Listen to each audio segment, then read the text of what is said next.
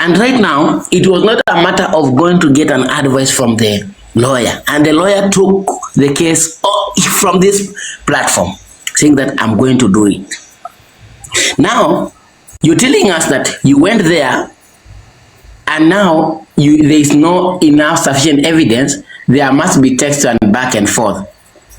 Okay. Is the victim already arraigned in court? Has the IO met the lawyer maybe, or they discussed that there is no sufficient evidence? Right now, you are taking the matter to Radio Jambo. If you are going to Radio Jambo, you will be asked, how far are you? You will tell them, the matter is still on hold. We have no enough sufficient evidence. And if it's a matter of doubts, where are you working on it?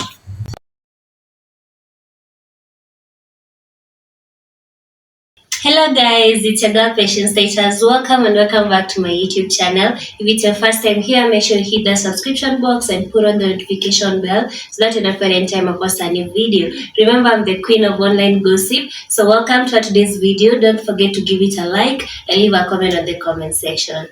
Kwa hivyo ajulikani kule yuko.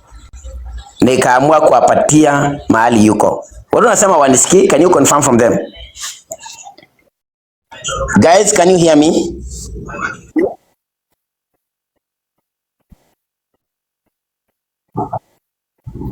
Guys, okay, because I don't want to call it rest in peace because I'm already seeing it a case dying on the process if we continue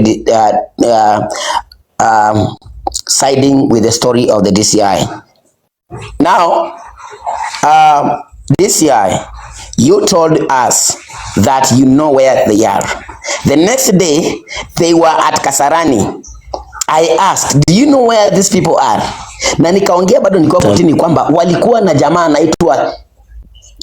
anaitwa John Jose. Alikuwa kwa Jose. Analala kwa huyo jamaa, anakaa na yeye na gari mpaka iko hapo. Hamjawahi fika hapo. Nataka kuuliza DCIO because DCIO ameongea sana akisema umengangana. Kesi yoyote iko hii Kenya iko na mtu anaitwa IO. Iko na investigative officer ambaye anafanyaga yote. Na kutrack mtu Kenya, it does not take more than 30 minutes. 30 minutes utakuwa umepata report mpaka token number ya nyumba yenye analipa. Kwa hivyo niko sure nilisema tayari nimeupgrade 5.3 people, kila mtu ni wa university hapa. Hauwezi kuja udanganye university materials uambie ati nachukua siku moja kutrack mtu. Alafu kitu kingine umeongea and it is reckless. Umesema ati hii kesi tulichunguza simu tukapata iko na watchman. Na hujatuelezea watchman alipata, mlijuaje ni watchman na mbona hamkushika huyo watchman produce the owner of the phone. Are you aware that in Kenya ukishikwa na simu you are just the same as the victim? You are not the victim by the person, the accused. Unajua kwamba leo nikiua na simu yangu ipatikane kwa mke wangu, unajua huyo atachukuliwa hatua? Ama ukipatikana na kitu ya wizi, ama ukipatikana, kila kesi Kenya iko na category. Ukikuja kutuambia ilikuwa watchman na hujafika ukaona watchman ndio huyu, hata niko sure hujafika mazingira ya huyo jamaa. Nikakwambia vizuri tena, unajua kwamba ako na jamaa anaitwa Kasaine, MC Kasaine. Nikupee namba yake ya simu, ukasema hapana. You have everything. All what you called me asubuhi kuniambia ati nikuje live. Senior counsel, you are lying. Wait, tulia wewe. Oda, I'll give you chance kuongea because Peter are almost done. Nini zake zina run. I'm almost done. Yayo, asubuhi DCIO reached me out. Naongeanga kitu ambacho kokoro yangu na ni kitu nimeambiwa. Akani reach out akaniambia, Peter Kioi, are you safe? Honorable Mike Makarena have asked me if you are safe. Mike Makarena ako hapa juu. Mimi Makarena the last text nilimtext kwa inbox ni very simple, saidia victims. Ndio huyu wako hapa juu. Makarena hajawahi nijua, hajawahi kutana na mimi, hajawahi kujua mimi ni TikToker ama nani. Niko sure Makarena cannot even ask if I'm okay or not because hanijui. Even political class siko karibu na yeye, hata siwezi mfikia karibu, hata umri wake haiwezi nifikisha, haiwezi kunifikisha hapo. Hakuna kudivert, tuambie ukweli. Who is the IO and why are you taking responsibility of the police and why is it that there is an arrest warrant and it is not being worked on? Hata kama Jimmy Wanjigi alishikwa, kama mtu yoyote hii Kenya hakuna mtu ako above power isipokuwa president anaweza shikwa. Kama huyu yoyote anashikwa, huyo ni nani asishikwe na anarandaranda Kasarani kila siku? What are you doing? Leo unasema uko kwa police station umechukua kesi nyingine ya mashamba, not knowing that ulikuwa tu live tukikusikia na ukakuwa live yako. Ukakuwa police station ukiwa live kwa kesi ya shamba na sisi tuko live tukiongea kuhusu kesi ambayo iko kwa mikono yako. Leo hii tutajuaje victims wetu wakiuawa? Sio nyinyi mmeongana wote mkaua. Na leo tutakuaminiaje wewe hamjashikana na Peter K mtuzungushe? Hatuzunguki. Leo mtuambie ukweli. Senior Counsel Peter Kioi, there is something you wanted to bring katika kitu. Take only 1.5 seconds. 1.5 seconds to respond DCIO. 1 minute 30 seconds peke yake, staki story. DCIO haraka haraka na imeanza kucalculate saizi. Thank you so much, Your Honor. Senior Counsel Peter Kioi, you know everything you are saying is lies, and I want you to prove to this court that you told me Mabusu yuko Kasarani ni mwende. You are lying, Peter. And then another thing, you are lying again that Honorable Makarena doesn't know you. Huyu mtu akona roho safi sana. Honorable Makarena alikuona ile time ukirusha nini za nini huko kwa kanisa, ukivunja kanisa wenyewe, and he told me, Jackie, I know you are close to mulikuwa na kina Peter, sijui na nani mwingine. I want you to call him to make sure to know if he is okay, because nimeambiwa ameshikwa na polisi ako ndani. Nikashtuka sana, nikasema okay, nikamwambia okay, let me call him to confirm if he is okay. Now Peter Kioi anasema ati sijatumwa na Honorable anyway, mimi si kusema order. Maintain kwa point ya kesi inaenda namna gani is not about who knows who doesn't know what. Hata Peter Kioi mimi sijamuona kwa maisha yangu, namuonaga huko kwa lives. That does not mean that namjua. Peter Kioi je niona ananionaga kwa lives, sijaona Jacqueline in real life. So that was Peter Kioi meant. Focus. Hii diversion unataka to divert haendi. Leo ni kubaya na nimekuambia kwa lugha ya Kiebrania na ikio maandika no mundhu kudhuku ni leo ni mbaya ni mbaya. Tuende kazi. Order Peter Kioi, order Senior Counsel Peter Kioi, order Senior Counsel Kioi. Now I'm introducing to this court Makarena MP, Mheshimiwa Makarena, uweze kutuambia hii allegation imesemekana wazi kwamba wewe ndio ulisabotage hii kitu ya Bishop K kutofanya nini, kutoshikwa. Tueleze vile unavyojua. Asante Your Honor.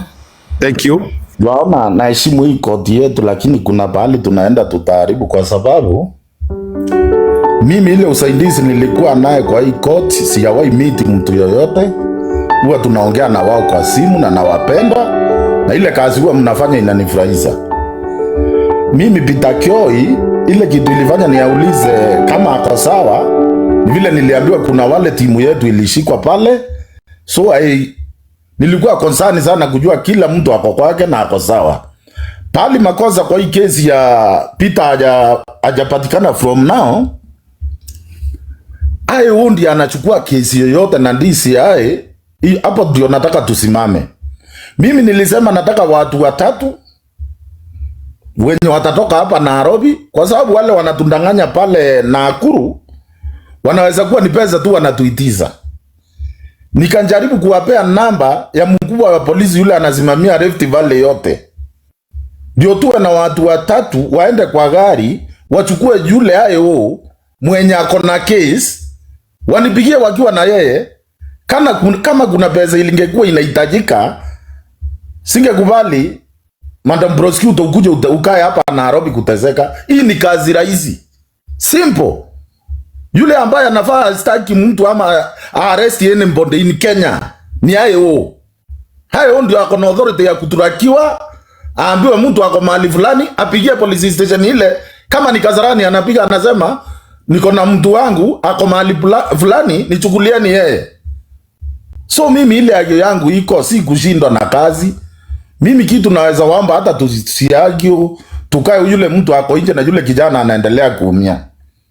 Mimi ningeomba mtafute watu watatu, kama ni Peter Kioi, kama ni mwingine, mshikanize na sister yetu DCIO. Waende pamoja mpaka Nakuru. Kesi yetu iko Nakuru.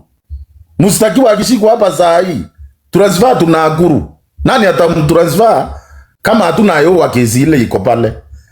Kwa hivyo kitu ilifanya mimi sijasaidia. Mheshimiwa Mutongore Njamba, Ukuriare, wewe unajua kabisa DCIO alikupatia huyo IO. Huyu msichana anaitwa DCIO. Alikupatia huyo IO, investigating officer. Hiyo ndo swali langu. Mimi ndio nilimpatia. Yes. So utampatiaje IO? Ndio niliongea na yeye. Yes. Kitu ile nilikuwa nasema, nataka tuende pole pole. Nilikuwa naomba tuwe na watu watatu kutoka kwa hii koti yetu, waende mpaka pale kotini, pale Nakuru kwa police station. Yule hayo mwenye ako na case, niliongea na mkubwa yao na akakubali watatusaidia. But hata wakitrack na hakuna mtu yoyote, askari yoyote kutoka Nakuru hayuko hapa Nairobi. Kama umefanya makosa kutoka Nakuru, askari ndio wanatoka Nakuru na gari, wanakukujia mahali umetrakiwa umeonekana. Wanakuchukua wanarudi na wewe Nakuru. Tufanyeni hii mambo iwe simple na rahisi. Faite Murume.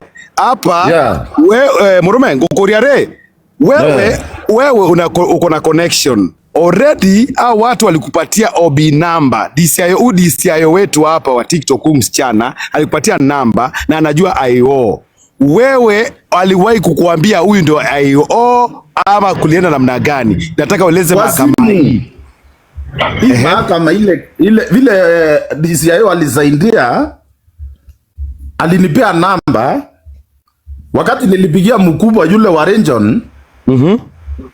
Alipigia yule mchichana mwenye ako na kesi. Hata yule ako na kesi ni mchichana, hata mimi niliongea na yeye.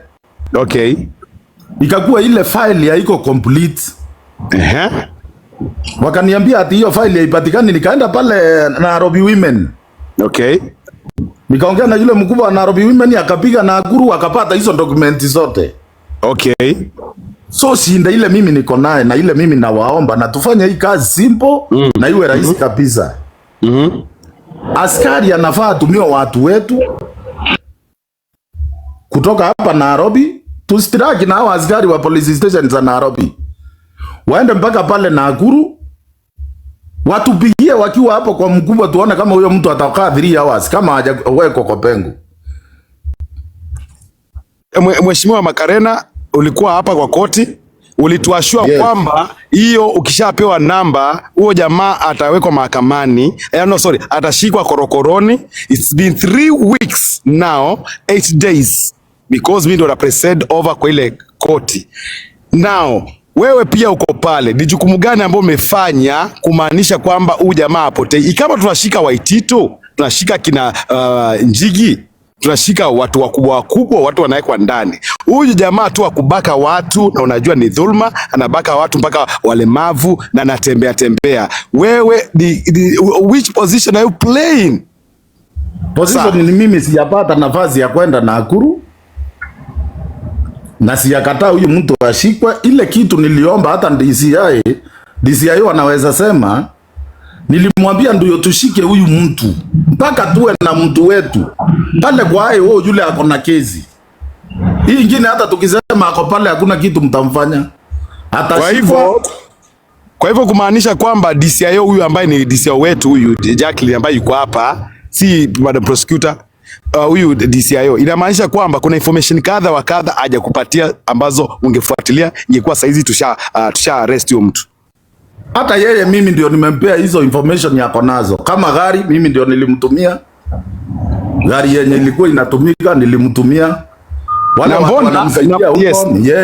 Na mbona anasema kwamba alikuwa ameshio na mafuta, alikuwa ako karibu alikuwa ako karibu kushika mtu ati ana mafuta ana nini, na wakati umepatia gari. Na I remember very well ukisema ikihitajika wakati wowote you will fuel that car anytime saa 8 saa 9 usiku. Clarify on that because we are receiving a lot of lies kutoka kwa DCIO. Tafadhali mheshimiwa. Unaona, ndio utoe pesa yako yuaona. Yes. Mimi natoa pesa nikijua mtu anaenda Nakuru. Siwezi fanya vitu positive na ile najua itandeliver. Mimi na so hii ya Kasarani Nakuru. Na hii ya Kasarani ni gani kama mtu anaenda Nakuru? Nauliza. Tukitaka kuongea ukweli, kama tunataka kushika huyo mtu, nani atashika huyo mtu isipokuwa AO? Na AO hapatikani, ambayo DCIO ataki kupatia huyo pale Nakuru, my brother. Yes. Nayo yule AO ako pale, mwenye kesi mwenyewe James. Nimemtuma hapo kama mara 2 3. So ile pesa tumetumia pesa mingi kuharibu bure. Ndio nilikuwa nasema huyu ndisi AO wetu, tusiwe na blame game na nini, tumpe Peter Joy na tumpe mtu mwingine waruke pale kesho. Yaani kwa fupi asaidiwe kazi. Asaidiwe tu na watu wawili, kwa sababu kazi ni ngumu, inamshinda. Niwe in my clear mind najua ni nini nasaidia. Siwezi saidia giza.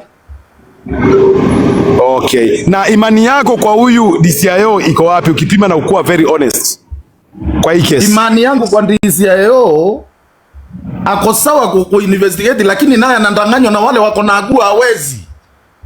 Kwa sababu ni aje mtu ataniitiza 5000 za hii na ampigie simu tena ananiambia anaenda pahali fulani. Anajua mahali yule ni customer wetu tunataka ashikwe mahali yako. So walikula almost 30,000 yangu. Ndio nikainsist nikaambia Madam DCIO atoke hapa aende Nakuru, wanipigie simu wakiwa na wao wakiona ndio hawa. Yes. Ile mambo wanatuambia ni ya ukweli. Anaitwa Sami. Yes. Sami ako pale. Na hii kesi si ngumu, kusema ukweli hii kesi si ngumu. Hakuna mtu anaweza toroka Kenya na mzindanganywe. Thank you very much Mheshimiwa Makarena. Faita Muruma ne thank you muno. Faita Muruma anga meratinga. Amotiga ningo kuvingira mugudungudu todo DCIO na twaria mugudungudu, lakini omunde igikwerereka murume na kwirama. Okay, thank you very much DCIO. Thank you very much Mheshimiwa Makarena kwa kutuclarify that. Do you have anything DCIO before sasa tuanze ku grill Madam Prosecutor? DCIO, chukua microphone moja kwa moja. Thank you so much, Honorable Makarena, for clarifying that. And right now, I'm working with IO from Nakuru Police Station, and that day they were asking for 5,000. Yeye na watu wawili we were to go somewhere, mali tulikuwa tumeambiwa yuko twende tumshike. So IO alikuwa pale na watu wawili from Nakuru. So hiyo fare ikakosa. Understand? Hiyo fare ikakosa. So hakuna venye tena na mimi sikuwa na pesa. So hakuna venye nini. So right now nimeacha pia kwa mikono ya IO. Tunaendelea kucommunicate na hizo investigation battles zinaendelea bado. Asante sana. So bado kesi unaifuatilia niko sawa na atashikwa. Is that what you assure the court? Yeah. Okay, thank you. Stay there. Usiende mahali. Umetoka kwa police stations kucharge because as a DCIO you are charging the police station that you are supposed to go to Nairobi. Your car is not charging, but you can stay there. Kesho uende kwa ajili ya usalama wako, kulala hapo to police station. Thank you. So I'm going to open again this session. I have a prayer, Your Honor. I have a prayer. Please allow me to say. To pray? Yeah, another thing yenye nimeona inatumia kwa hii kesi is the information that we are giving out here. Like right now, our senior counsel, some of them wameanza kumention majina ya wale watu wako kwa ground wanatupia informations. So naomba sometimes to see disclose. Don't worry whether we mention them or not. If is to be arrested, is the best to be arrested. Na wewe kama DCIO, you know kuna ile kitu inaitagwa kuweka kuweka siri, but you can always give report. You cannot blame senior counsels because you are not supposed to leak any information without going through Madam Prosecutor and the right channels. So stop that blame games, mute your phone completely and charge your phone. Now, thank you very much. So now, senior counsels, let me remind you again, kwamba we find in this court kwamba our DCIO is incompetent. We will raise this thing. She lies a lot, and she has series of multiple scapegoats. According to what I've just escaping, she's trying to evade some things. So we will tackle that at the end of the session. Iko hapa, lakini now tunataka kwenda direct kwa Madam Prosecutor atuambie ile kitu anajuana kuhusiana na hii kesi. DCI amejijibia na amekuwa tackled. Again, I'm pleading with you senior counsels, tukuwe na mutaratara, tukuwe na decorum, tusi cross over talk each other, na tutakuwa sitaki kuwa moderate kama watoto, but we want to go the way we just did kwa cross examine nani huyu DCIO. So now also I'm putting this clear to our able Madam Prosecutor LJ kwamba whatever you are going to be examined, any questions, no emotions, no counter-attacking, answer with a lot of humility, nothing but the truth. Sawa. So tuende nalo. First and foremost, I would like to give this microphone to Jambi. Aanze ku cross-examine on the same note.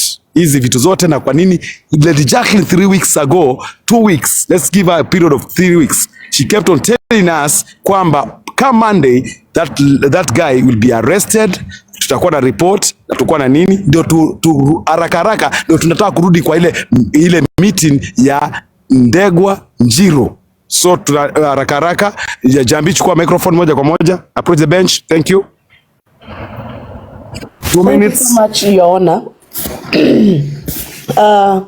My first question, Lady J alituambia ameenda Kenya kuhakikisha kwamba hii story ya Peter K amekuwa arrested. Mpaka saa hii Lady J hajatupatia update tangu aende Kenya ni nini na nini amefanya yenye inahusu Peter K. And as of now, Lady J ametuambia ako Kisumu. While you were in Nairobi, ulifikisha wapi? Number 2, wakati hii back and forth ya DCIO ilikuwa inaendelea, na wakati Mike Makarena anasema yeye amerealize pesa imetumika about 30,000 na mtu bado hajashikwa, did you take any action wakati ulijua our DCIO is incompetent? What action did you take wakati ulijua, as the prosecutor ulifanya nini vile ulijua our DCIO is letting us down? Did you communicate with Mike Makarena and learn about the frustrations that Makarena has? Because Makarena really wanted this guy to be arrested and he was willing to help us, of which he has really tried to help us.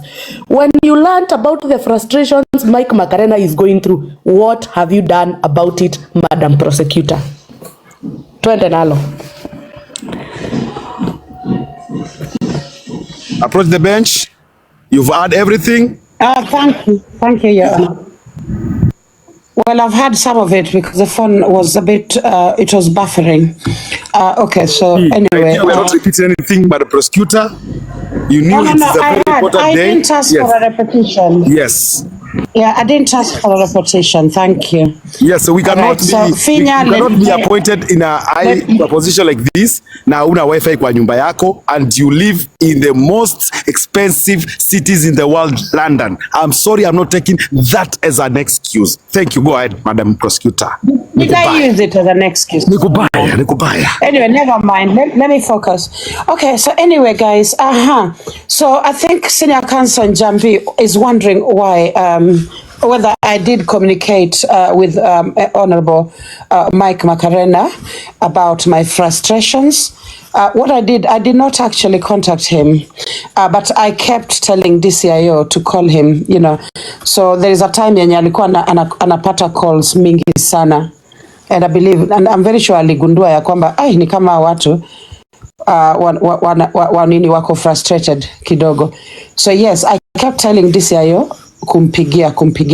In fact, there's a time I was even to meet with the Honorable Mark Makarena, but because I was focusing on kushika the guy, mimi nikasema ai, sasa haja gani jameni, na mimi hatujamshika. Sasa ilifaa tuwe tunakutana kama kazi yenye imetuleta together tumeimaliza. Yeah. So yes, no, I did not, Njambi, I'm sorry, I did not contact Mike Makarena, but I did communicate with the DCIO, and I told her to talk to Makarena. Yes. Answered me about what action did you take when you realized that the DCIO is failing us and is dragging the issue of arresting Peter K? What action did you take as the prosecutor? Okay, I should have brought it. I should have brought it before the judiciary. I should have brought it before the judge and the senior counsels. I'm going to admit that I did not do that. I really should have brought it here. So for now, I did not take any action beyond just talking to DCIO. So I just kept talking to her and telling her how important it was that Peter K gets arrested. Because to me, I felt like we were starting to look like people who are not very serious, when indeed our court was trusted by people all across Kenya, and people wanted to see what was going to happen with this man. This is the case that people were most interested in, the case of Peter K. So I did tell Miss DCIO that yes, I was a bit frustrated, but I did not communicate with the judiciary, which I do apologize. Yes. Any information about the safety of our victims so far? Yes, yes, I do. I do communicate with victims on a daily basis. Even today, I've spoken on WhatsApp text with both of them. So there are people that I talk to every day, and sometimes multiple times a day, many times a day. So yes, I know about their safety. But even our victims are worried about why he has not been arrested.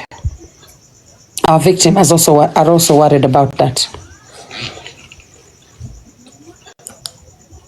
Further questions, Your Honor? Thank you. Much for those good questions and good answers. I will give this microphone or a bench. Approach the bench, Senior Counsel Sunday. Your Honor, to our able prosecutor, my first question is, you've said that you were so much disappointed wakati uligundua kwamba hii kesi kulingana na DCIO haiendi venye ulikuwa unatarajia, and you've wasted money traveling all the way from UK.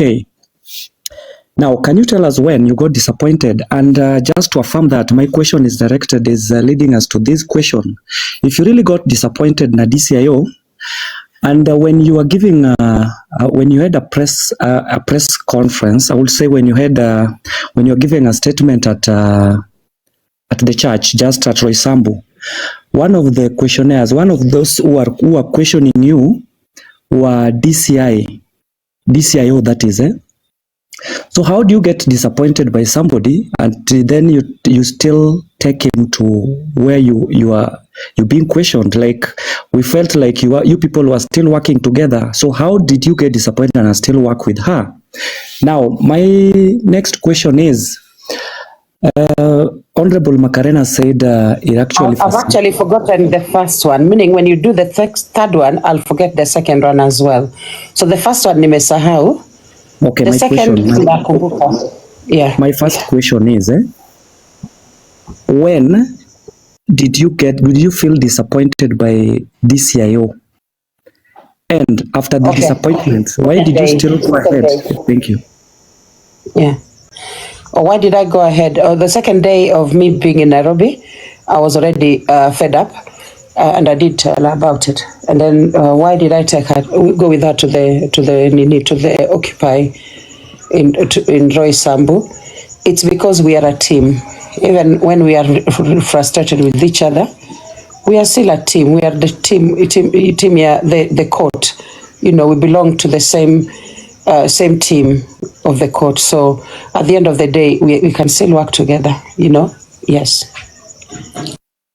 Last question is, I think Honorable Macarena said actually, that is to my surprise today, that he facilitated the case. He gave out 30,000. Are you aware he gave out 30,000? And do you have any accountability on this? Because I think everything should be channeled through your office. Anything that was happening in this case.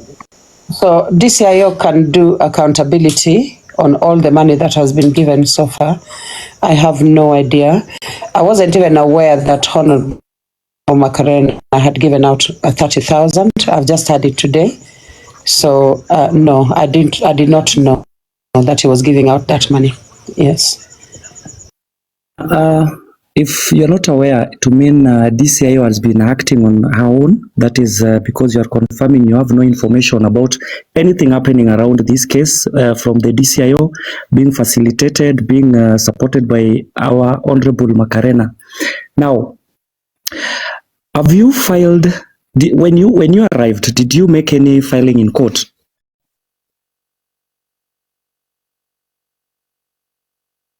What do you mean? What filing in court? Like, okay, let me rest that. Maybe I'll answer. I'll ask that in I think you're out of questions. But what he meant is that did you follow up with whatever was being filed kwa any court? But that one's coming up na ile section 3 with the lawyer. Inakuja na lawyer. So yeah, I think so. Thank you very much. I'm gonna give this microphone to Senior Counsel the Don. Thank you very much. I think I'm not going to speak much. So, okay. Can I go ahead and speak? Yes, you can. So sorry. Okay, thank you. To Honorable Mike Macarena, thank you so much for your help and the efforts we've been trying to make sure the perpetrator is arrested. To DCIO, I only have one question for you. Can you be able to give the accountability of the money that you received from Macarena? Like, what did you do with this money? And if you gave this money to the police, which means you, probably together with the IO in that police station, you are failing us, because this guy was supposed to be arrested long time ago. So if these things are not working, can we engage a higher rank?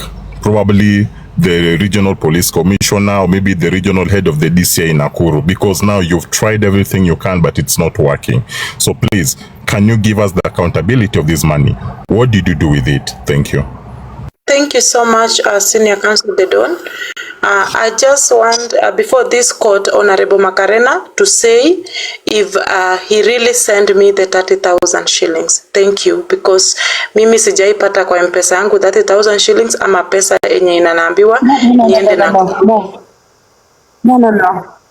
DCIO, you are giving accountability of the money you have received from Honorable.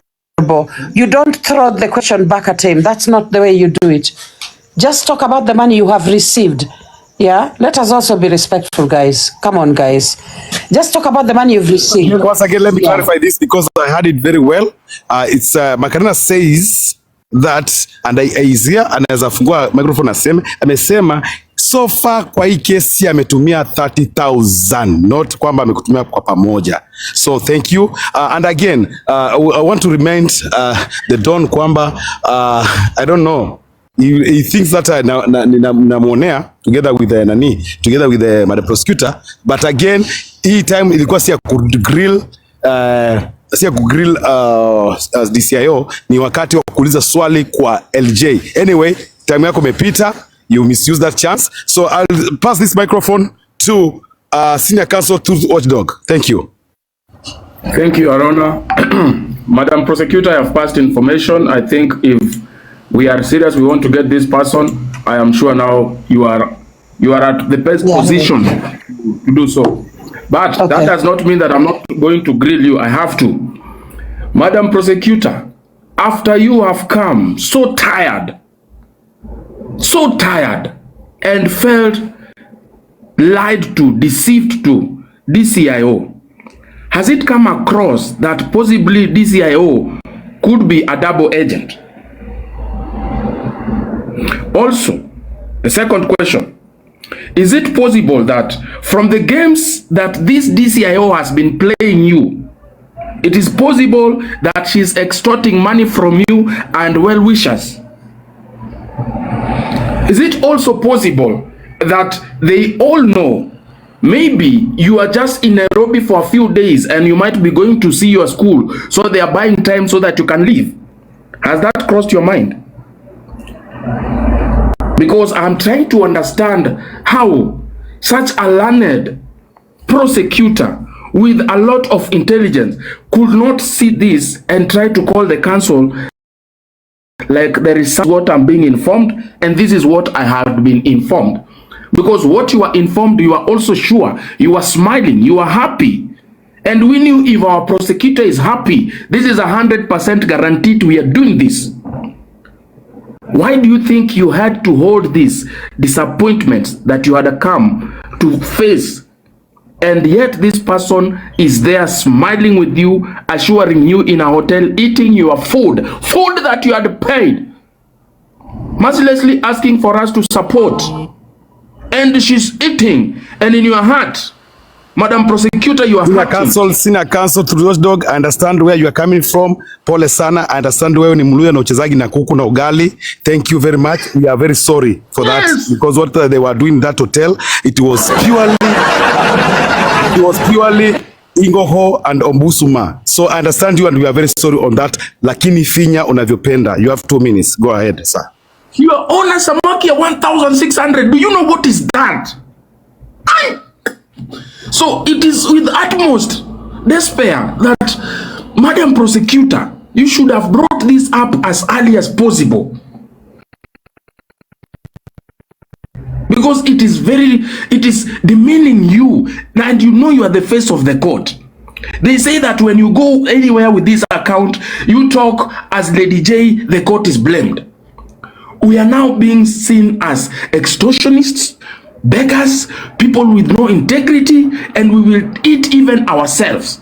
If Truth Watchdog gets a chance to eat from Lady J, I will fiance you. This has to stop. Can you please, with openness, explain to us, has this come across your mind? What are you thinking right now? What is the next step? Because I know DCIO, she's still in your life, and she might even come tomorrow for fuel. Thank you. Prosecutor, it's your time to shine. Okay. Your Honor, it's not every time I want to shine. Thank you very much. But anyway, so the first question was whether, the DCIO, I've had to write it down. I've got the memory of a goldfish, so I had to write everything down. So double agent. So I've been asked whether perhaps our DCIO could be a double agent. I think that's a question she can answer. I think my only worry right now is that she is on the ground, like doing DCIO jobs for other people. That is the thing that I find a bit worrying, and I think it will. There's some conflict of interest there because that is basically my only worry. But she can explain that to the court. Extorting money from us, I don't think so. I don't think she is extorting money from our supporters or financiers. I don't think so, because usually she gets money direct from me. So yeah. And then could she have been buying time for me to leave Nairobi? Now, the way that everything went, it felt like people were buying time. I expressed this to her, that because at one point we were waiting at a restaurant for another maybe 4 hours for someone to show up. That was Honorable Macarena. He was to come and meet us, but he did not come. And then I thought, oh my God, there is, I don't know what's going on here, but Honorable Macarena has already explained that. Yeah. So, but anyways, I hope that's okay, Truth Watchdog. I hope that's okay. And I don't know if you have another question, or there's a question I've left out, but that is it. Hurumia kwa leo.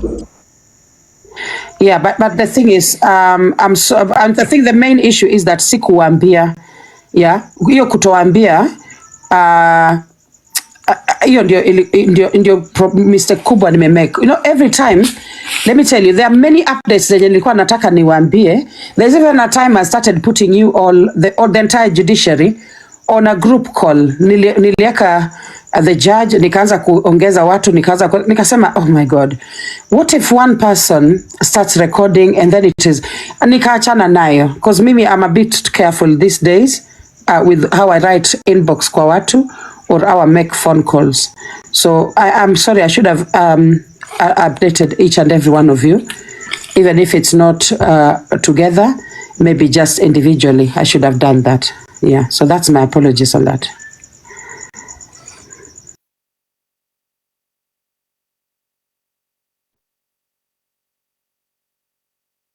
You done, Madam Prosecutor? Yes, I guess I'm done. I'm waiting for the next person to ask me questions. Guys, let me take this opportunity to give Peter Kioi chance to approach the bench. Peter Kioi, Senior Counsel Peter Kioi, approach the bench. Your Honor, and the whole court, I attended the same school as the watchdog, so he spoke my mind. Thank you. And I think that session is now done. If guys, I can allow now the juries to exercise their right. If I can allow the juries to exercise their right down there. There are some members of the public who were requesting to come up. One person no, we cannot remove. Sorry, we cannot remove any senior counsel. Please, okay. Members of public, okay.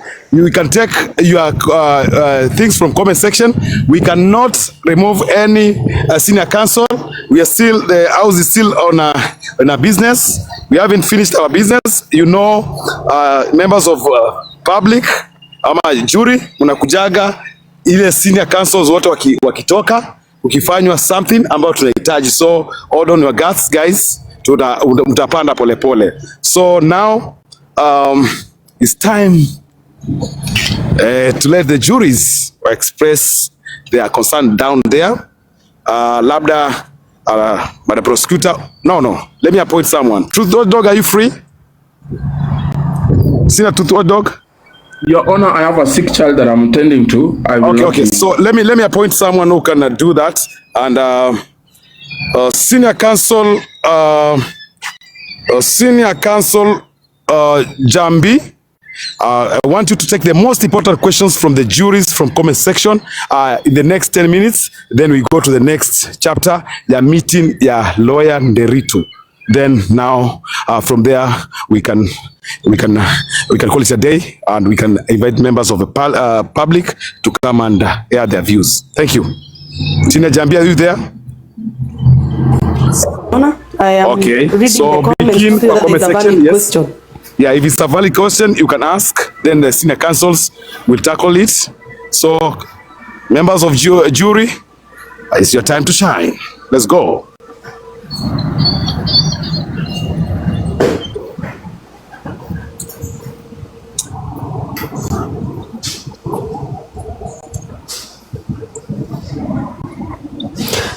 Someone is asking whether Mheshimiwa Macarena can clarify whether he sent the money directly to the DCIO. Okay, Mheshimiwa Macarena, can you clarify that from the members of public, or sorry, members of jury? Macarena, if you are here. Is Macarena here? Mike Macarena? Yes, he's here. Yes, go ahead. Kwa napanguza mdomo yaona. Ile kitu naweza sema ya ukweli. Hii kesi tumesema nimetumia over 30,000 kwa sababu ile evidence mlitoa na DCIO, mimi ndio nilimtumia ya gari. Sikupewa free, nilipesa nilitumia. Ile evidence zote za yule kijana James, kama hiyo ya hospitali ni pesa nilitumana ndio iweze kutolewa pale, walishindwa kuipata. kutafuta OB, na hata yeye anaweza sema kama kuna ile alitumiwa juu. Hapa ni ukweli tunaongea, hiyo ingine mwanaume ongeangi kila kitu. But mimi yule nilikuwa natafuta sana. You have not answered our question. It's a yes no question. Ulituma pesa directly kwa DCIO? Yes. No. Kwa namba yake ni no. Okay, thank you. So ulitumia njia gani ndio zifikie DCIO? Sote anajua vile pesa ilienda. So sinaona eleza hii mahakama, pengine ulishikanisha na mtu wa tatu na pengine anakuwa claim kwamba aliza kuwa alipokea hizo pesa na kumbe hajapata. Tuko katika uwazi, nothing but the truth. Pesa ile nilishikanisha naye DCI naweza sema hapa labda 10,000. Hiyo ingine yote ilienda kwa kazi. Na anajua ni nani alikuwa anafaa atumie. Hiyo ingine anaelewa ndio tupate evidence ya gari nilibeba James, tulitumia pesa ya case ndio tupate hiyo medical report ya wale askari wenye wanatumia gadget wenye waliachana naye. Wajua ile shinda iko hii case tungeimaliza kama tungekaa chini na our prosecutor. Nimejaribu, ni vile alikuwa anashinda kidogo, tungemeet hii mashinda yote ingefika koti, ningeelezea na niwe free kutumia pesa yangu niweze kufika mahali nataka tufike. Asante. Uwezi tumia pesa kama uoni ni nini unafanya. Poleni. Asante. Okay. Thank you very much, Honorable Mike Macarena. Senior Counsel Jambi, we are taking another 2 questions, then we move forward because muda unatupatia kisogo.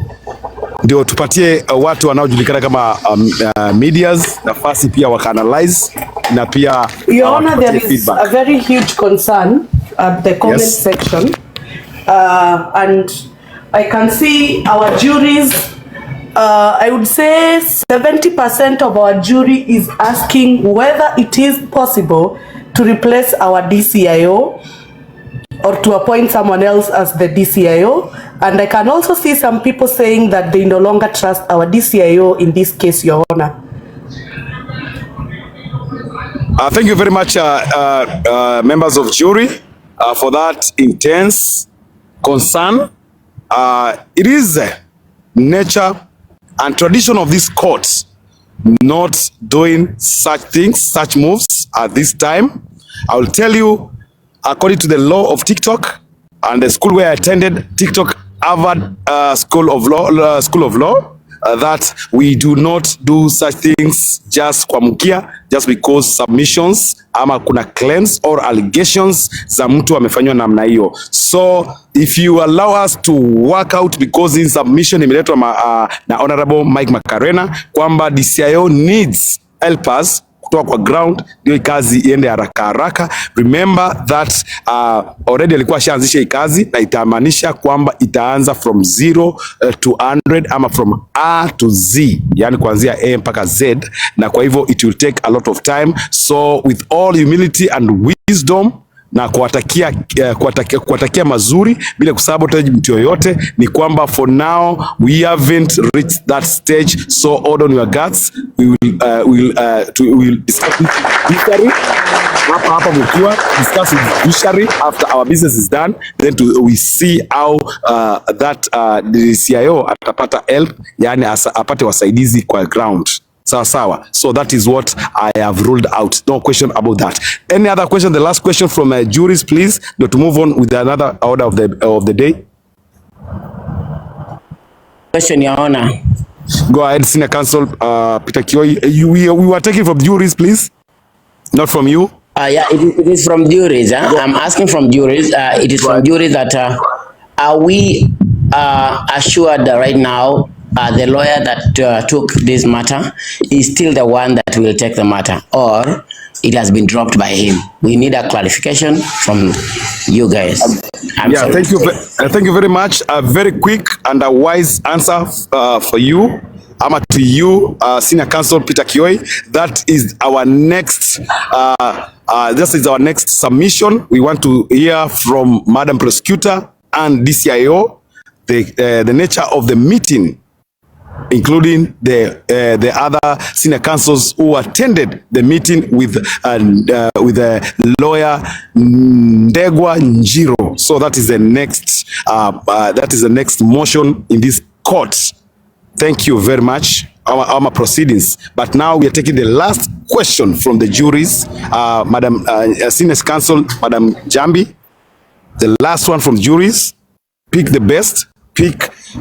Your Honor, before I pick a question, I just want to say that the jury is impressed. They are saying wisdom will kill you. We need to check whether you're okay with all that wisdom. Kuna watu wanasema usitumie akili tena hii wiki. Thank you, Your Honor. Question from juries. The best question. No other question. There is no question. Thank you very much. So now, guys, I will take this break. We'll take this break. Everybody akunywe maji kidogo. Maybe kidogo kuinuka kama mchongwano kidogo. Kwa dakika 2 peke yake tukimeza mate, tunarudi na meeting ya I keep on forget this name. Ndegwa Njiro, ile meeting ilifanyika na kulienda namna gani, na meeting ilifanyika namna gani kama DCIO haja submit anything kulingana na vile allegations zishaletwa hapa. So hiyo ndo ile mada yetu inakuja tena next. So 2 minutes peke yake and I'm timing, please. Kama kuna kitu unataka kuongea randomly hapo juu, unaweza chukua microphone. Dakika 2 peke yake, not everybody 2 minutes, but this break ni 2 minutes peke yake. Thank you very much. Wacha mimi nianze kama judge. Hai DCIO, punguza uongo, umetupeleka vibaya. Sitaki kufuta kazi, lakini juries vile wanaenda ni kama kazi utafutwa, lakini we'll do our best to make sure that you work together with these people. Mwingine chukua microphone. Dakika 2 tu tuendelee. Mimi nauliza DCIO, ile time ulikuwa umesema kwa police station na uwezi kuja kwa koti kwa sababu uko una deal na kesi ya shamba. Mbona ulifungua live? Kwani ulikuwa unajua unaongea? Okay, Senior Counsel, nilifungua live kitambo kabla koti ifunguliwe. I don't know. So I was dealing with it na yule huyo mwenye kesi ya komaju na alikuja kuomba usaidizi kwangu nikiwa live jana. So I just wanted to let those people know that anasaidika na anapata pia yeye justice because they were there na wakaniomba sana kusaidia. Wacha hiyo. Na simu nini wamekupatia nyumba ya kununua ya kuchaji simu. Wamekupatia nini? Unaona kama polisi watakupatia mahali ya kulala sahi. Juu kumekuwa late uweze kuja na nini? Mahali pa kulala nitajisort juu bado kesho niko hapa police station asubuhi. Thank you. Mimi wacha nichukue haraka. Chunga usikue maabusu pia wewe umekaa police station sana lol. Na kidogo pia nataka kuuliza simu na sacrifice kwa hapa because of you guys do not charge simu. Okay, sawa. You sacrifice your sacrificial lamb in this case because you made yourself to do that. Thank you. Na kwa sababu ni saa ya mshaneni ulize. Kwa nini tu mnakubali wa mama washughulikie kutafuta huyo jamaa na ni mwanaume, kusiwe na mwanaume? Hapo sasa. Na nitakujibu hiyo swali Makarena, honorable ndakujibu. We are still kwa jokes. Ni kwa sababu wanaume wengi hapa ndani, hata kuna mmoja ametoroka, ni waizi wakubwa na tuwaamini. That's why we trust women. Thank you very much. Lakini pale kwa nini? Pale kwa watchman, walijuaje na namba ilikuwa ishatolewa? Walijuaje huyu mtu ni watchman? Tafadhali. Hayo ni mama. Naweza jibu yuaona? Yes, ni mama. Sisi kama wanaume hatuwezi enda kwa sababu huyo jamaa ni dangerous kwa wanaume. Thank you. Ui, I didn't wewe makofi ingine. Tunaogopea. Ujana anaweza kufungua majini ya cancel boot. Tunaogopea na mkumbuka ayo ni madam tu kweli. Hata tukiongea ukweli, hata mheshimiwa Makarena anaogopa kwenda kumuona, si nafasi amekosa. Si unajua huyo jamaa ni nani? So hata yeye ndo anatafuta sababu ya kwenda. Unajua akishika mlemavu ni hivyo. Ungeenda hata na chopa. Tunaona sawa. Ndio nasema ati akishika mlemavu. No, pole. Sina Makarena. Mlemavu ni hivyo. Ndio nakwambia aje. Unajua Honorable Makarena akienda pale is a easy target, ni kugeuza tu hiyo wheelchair hivi kama vile tulipewa kesi nyingine. Sorry for that, lakini Makarena chunga Makarena atakuangusha tu. Hata hakuna haja ya dawa. Ukienda hapo enda ukiwa kaveve. Enda kama umekula kangeta vizuri. Haiwezi kugeuza ukiwa umekula kangeta. All right, sir. Any other guys? Judge. Yes. Nilikuwa nasema hivi, mimi ndio nilikuwa nimeitisha niongee mapema, mkasema atupandi. Inasema hivi, Disayo ataniforwardia hiyo namba ya huyo mtu, kwa sababu simu hata ukizima MI inafanya, sababu inachukua hata kama moto imeisha inachukuanga 3 days ndio kwe imeisha kabisa, na bado huwezi sema hiyo simu ataiwacha kama imezima atuzipate. Kama Makarena hapa ni mtu kuchafua mandunya mabanga wanazisilikia pia wewe. Nani tena? We are in court. Jaba siri tu nikameze. Nani tena? Pande moja nikabebe kazoze. Unibebe hata mbele ya kindi. Nimesema ni joke sana. Bro, hiyo ni nini sasa? No. All right, guys. DJ. Okay, that's enough. Sorry, Your Honor. Sorry. It was during that short break, Your Honor. I'm done. I go back and I mute. Thank you. Okay, thank you very much, guys. So now we are back in a serious business, house business. Guys, tunakunywa maji kidogo, tupumzike. So yes, now we are moving forward. Pole. Sio chukua mic pole sana. Sio chukua mic kwa dakika mbili peke yake. Nasema ukiwa popular mahali kama saizi mheshimiwa Makarena kama ako hapa, naweza msoma na ripoti yake nikiwa kwa system sahihi, nimwambie sasa mimi hatujuani na yeye, lakini naweza kuambia namba yake imeanzia na 22 imemalizia na 00. Information report yangu kwa hao watu senior ambao wamefanya kazi ambao ni senior.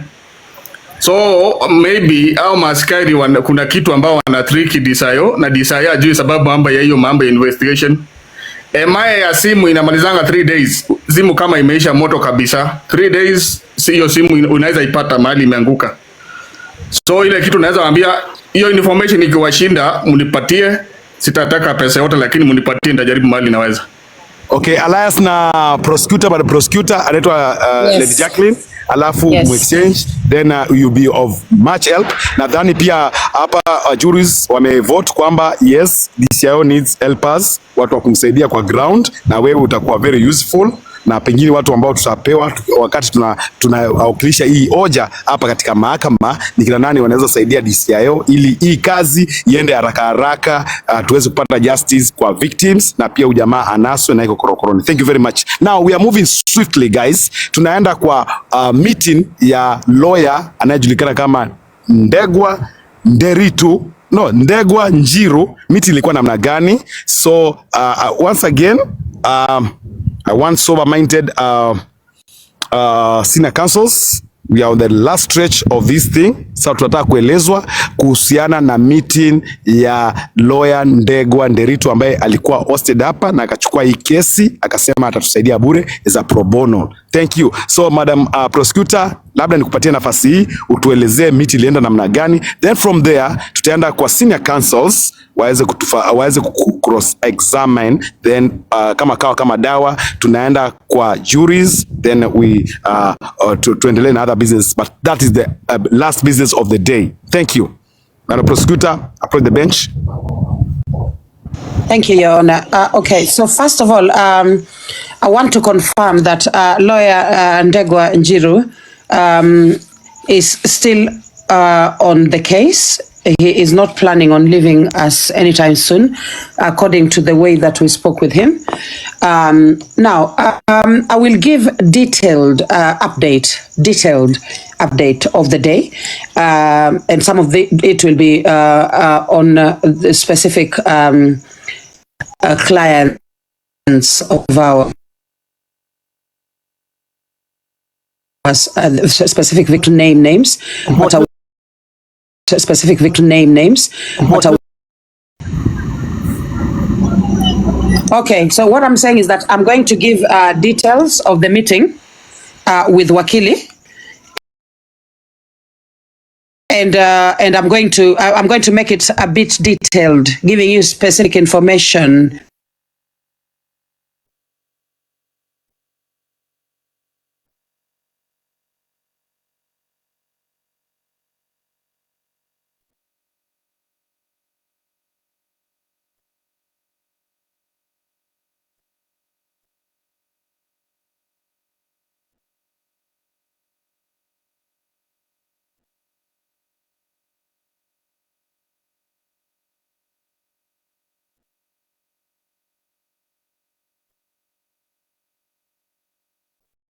Sorry, bundles. 1 minute.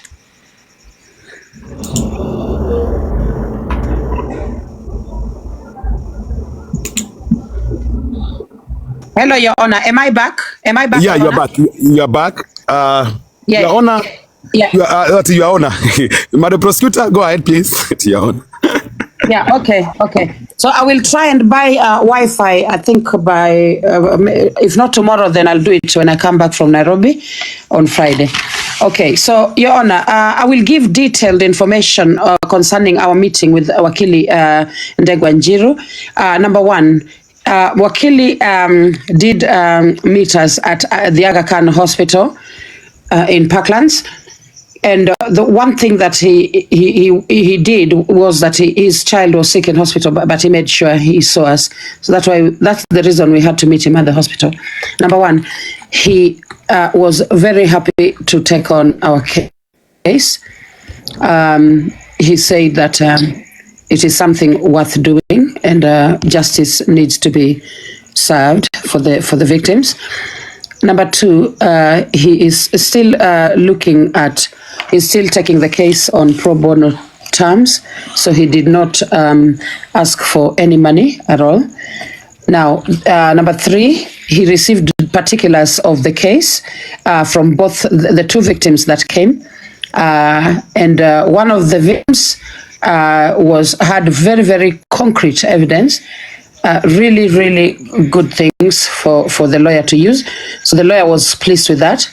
However, the other victim, the lawyer was not happy that there was not enough information to implicate the perpetrator. So what Wakili said was that perhaps we could use some communication, like texting, back and forth texting, between the victim and Wakili. And the perpetrator, the victim and the perpetrator. We can use that. But of course, the good thing is that one of the victims has all the items that they need.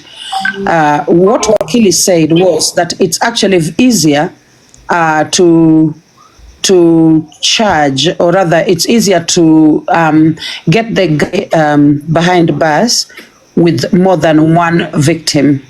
Okay, more than one victim. So what may happen is that we may actually have to speak to the disabled man in Nakuru. We need to find out whether he also made a police report and swabs were taken, because I realized that thing of swabs Wakili was stressing is very, very important. So we will at some point, I think one of us will have to travel to Nakuru to make sure that we speak with the other victims. Okay, so that's it. The third thing, the third thing, can you hear me, guys? Can you hear me? Yes? Clearly. Loud and clear. Yes. It is on now. Yeah, so the third thing is that Wakili and us, we agreed that we would meet at his office on Tuesday, because Monday, he said Mondays he's way too busy, you know. So we picked on Tuesday to go do the official signing. So that is tomorrow, right? It's tomorrow. But however, I did inform him that I'm leaving the city and we'll be back on Wednesday. So I'm back in Nairobi on Wednesday. So, but during the time that he needs us to sign, I'll be at Radio Jambo, so I will not be able to sign. So perhaps we will be signing with him on Thursday. So I will confirm that with him tomorrow.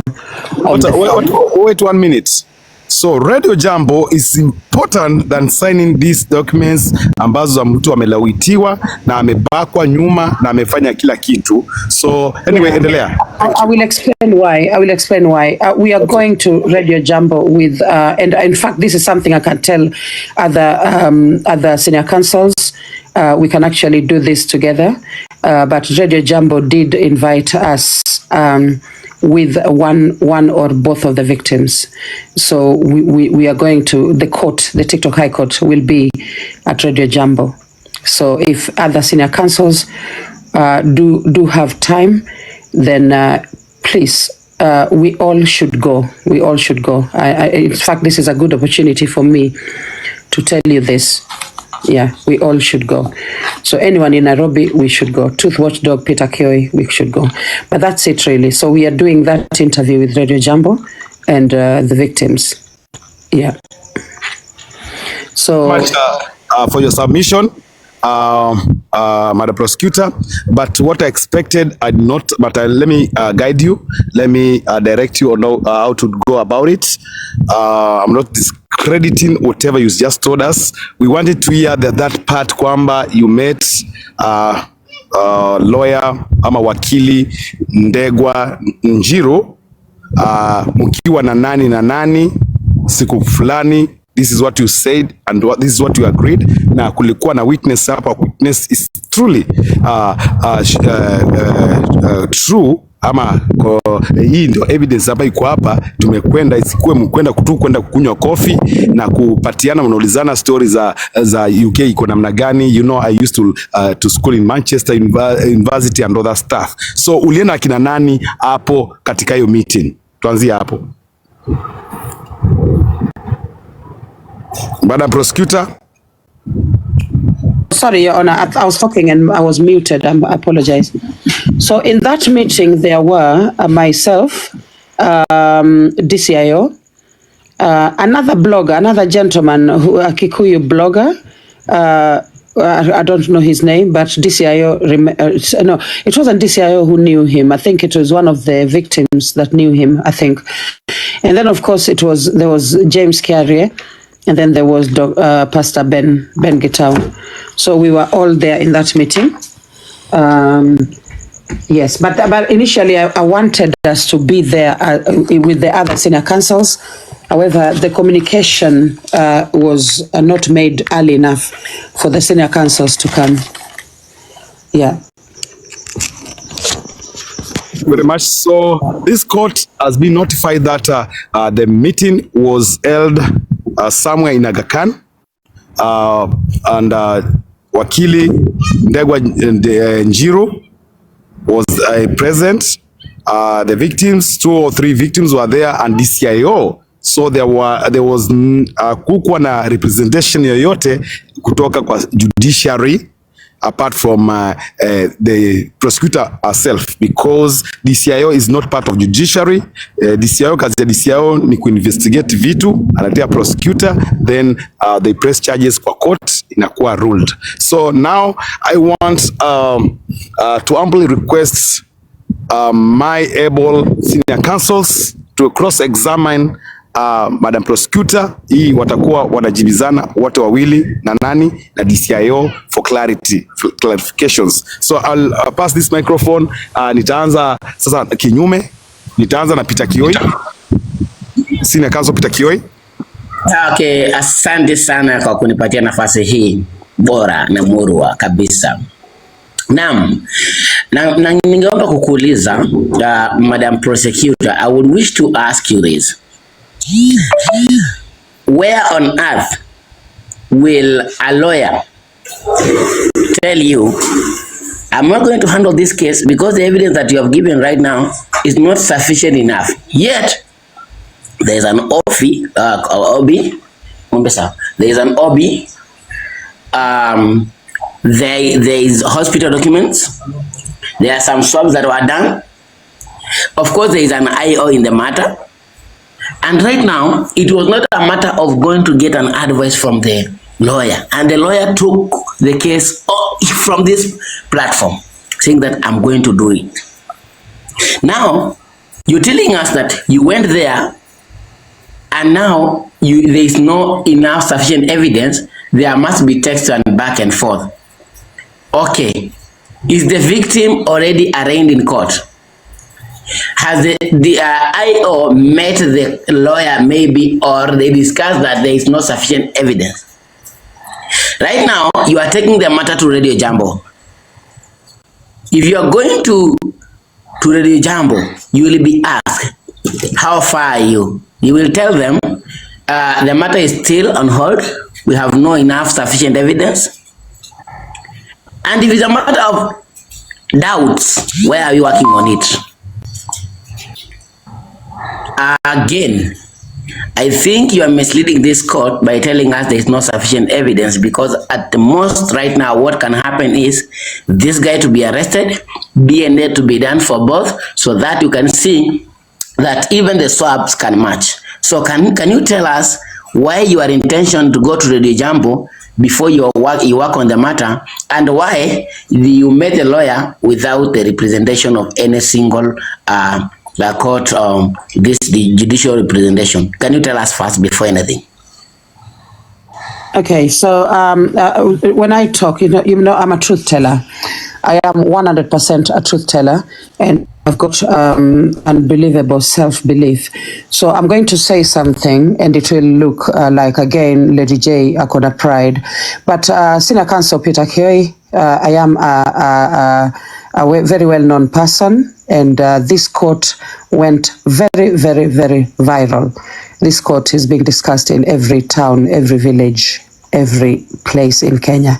So what I'm going to tell you is this: if the media contact us to go for interviews, we decide with the victims which interviews we're gonna take and which ones we're gonna leave. Mind you, we've been talking with the media since I arrived. We've been talking to different media houses.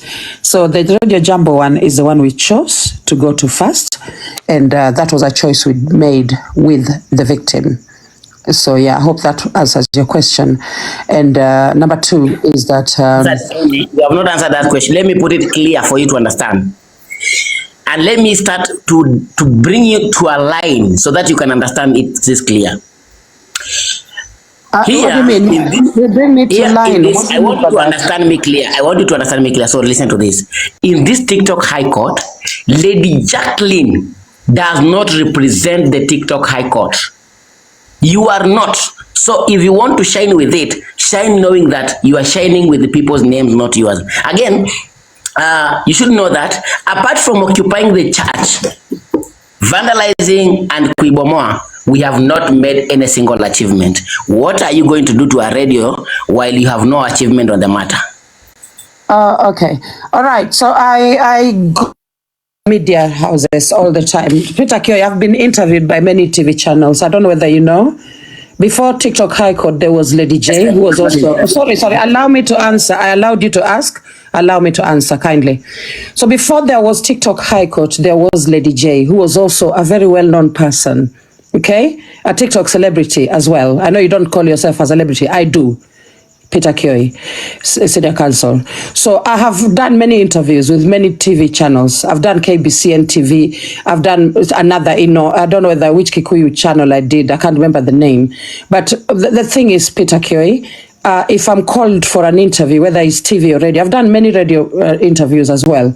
I will see whether to attend it or not. This particular one, I agreed to it, and I'm going on Wednesday. Answer my question, Madam Prosecutor. What are you going to do to our You asked why I was going. What am I going? You have no achievement. Because I am a public figure. It's not about achievement, Peter Kioi. So it's about you. Order, Madam Prosecutor. Order, Senior Counsel. I think I understood what... if it is making you a bit jealous, come on, relax. No. Come on. Relax. Jaman. So, order. So I think I've understood Peter Kioi's question. Anauliza, now that tumetoka vindicate DCIO kwamba there's no progress, hakuna kitu yoyote, na pale umetuambia hata pale ulikuwa na wakili there were some losing elements na some whatever.